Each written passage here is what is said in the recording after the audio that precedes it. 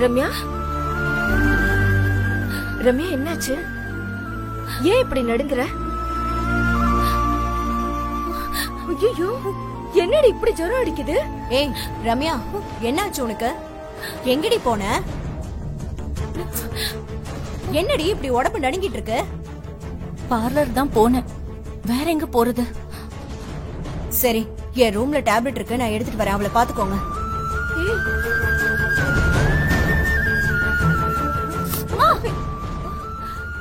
ஏன் நெத்தில தொட்டு பாரு, நெஞ்சில தான் தொட்டு பாப்பியா?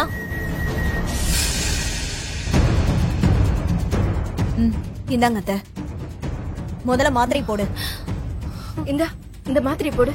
முதல்ல குடிங்க. இந்த குடி.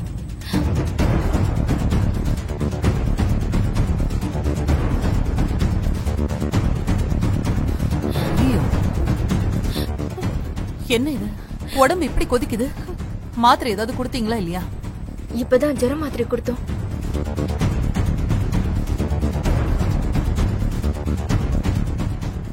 சரி, மாத்திரை கொடுத்திருக்கல, ஒரு அரை மணி நேரத்துல ஜுரம் இறங்கிடும்னு நினைக்கிறேன்.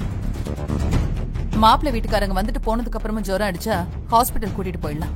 என்னாச்சு? ஜுரம் அடிக்குது. என்ன திடீர்னு ஜுரம்ன்றீங்க? அதெல்லாம் இப்ப ஆராய்ச்சி பண்ணிட்டு இருக்க முடியாது. ரம்யாவை ரெடி பண்ணணும், பட்டு சேலை கட்டணும், அலங்காரம் பண்ணணும். எனக்கு ஒரு 5 minutes டைம் கொடுங்க, ஜுரம் நிக்கட்டும். சரி பத்மா, ஒரு 5 நிமிஷம் டைம் கொடு. டக்குன்னு முகத்தை தொடச்சு விட்டுட்டு ரெடி பண்ணிடணும். மாப்பிள்ளை வீட்டுக்காரங்க வரதுக்கு நேரமாச்சு, மத்ததெல்லாம் அப்புறம் பாத்துக்கலாம். சரிங்க அண்ணி.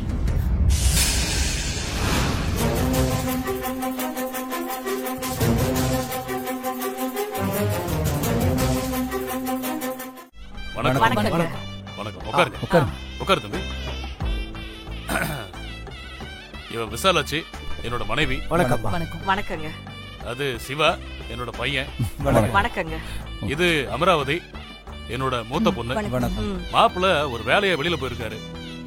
அது 2வது பொண்ணு காவேரி. வணக்கம். கடைசி பொண்ணு பவானி, அவ ஃப்ரெண்டு வீட்டு வரைக்கும் போயிருக்கா. அப்புறம் இது துளசி. இதோ நிக்கிறாள பத்மா, என் தங்கச்சி. வணக்கம். வணக்கம்மா. என் தங்கச்சி பொண்ணு பேரு தான் ரம்யா. ரம்யாவை தான் நீங்க பொண்ணு பார்க்க வந்திருக்கீங்க. அப்புறம் இது நான் ராசுவோட அம்மா. அங்கிள், துளசி என்ன உறவுன்னு சொல்லவே இல்லையே.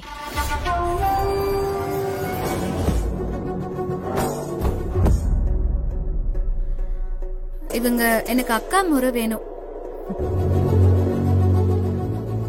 இந்த வீட்ல இன்னும் கொஞ்ச நாள் தான் இருப்பாங்க. விசாலாச்சி, ரம்யாவை கூட்டு வர சொல்லு. அமராவதி, ஜனனி, நீங்க போய் ரம்யாவை கூட்டிட்டு வாங்க. வாங்க.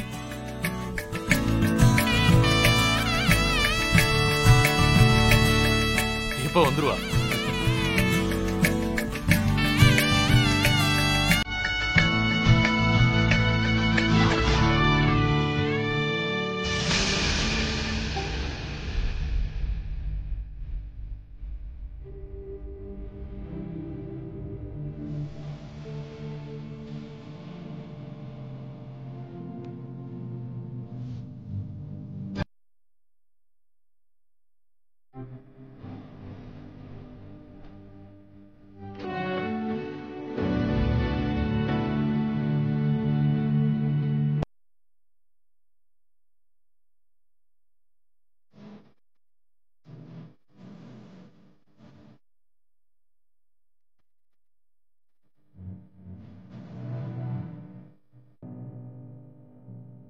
என்ன பிடிச்சிருக்கா?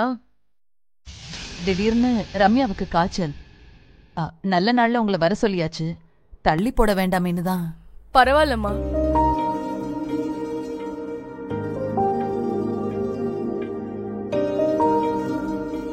நல்லா ஜுரம் அடிக்குது போல. மாத்திரை கொடுத்தீங்களா? கொடுத்துட்டோம். கொடுத்தாச்சு. இன்னும் கொஞ்ச நேரத்துல சரியாயிடும். சரி. என்னாச்சு? மாப்பிள்ளை பார்க்க வராங்கன்னு சொன்ன உடனே ஜுரம் வந்துருச்சா?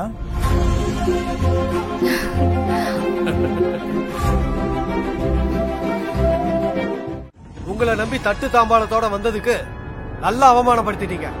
சொந்தக்காரங்க முகத்துல எப்படி முழிக்கிறது, அவங்களுக்கு எல்லாம் என்ன பதில் சொல்றதுன்னு எனக்கு தெரியல. ஐயா ஒரு நிமிஷம். நீங்க என்ன கேட்டாலும் நாங்க டௌரியா உங்களுக்கு கொடுத்துறோம். காரு, வீடு, பணம், நகை எது கேட்டாலுமே உங்களுக்கு கொடுக்க ரெடியா இருக்கும்.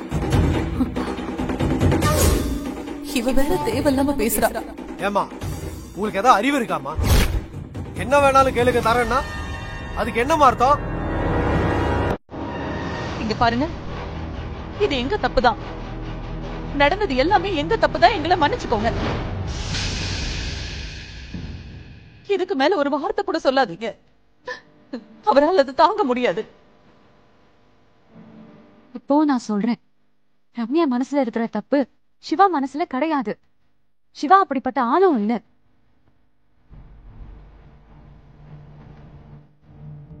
சின்ன வயசுல இருந்து ரம்யாவை சிவா தூக்கி வளர்த்ததுனால தங்கச்சி மாதிரி தான் நினைச்சாரே தவிர மனைவியா ஒரு நாளும் நினைச்சது இல்ல. கொஞ்சம் புரிஞ்சுக்கிட்டா ரொம்ப நல்லா இருக்கும். கல்யாணம் ஆயிடுச்சுன்னா அந்த பொண்ணு எல்லாத்தையும் புரிஞ்சுப்பா. ஏமா இதெல்லாம் சொல்ல நீ யாருமா? நீ இந்த குடும்பமா?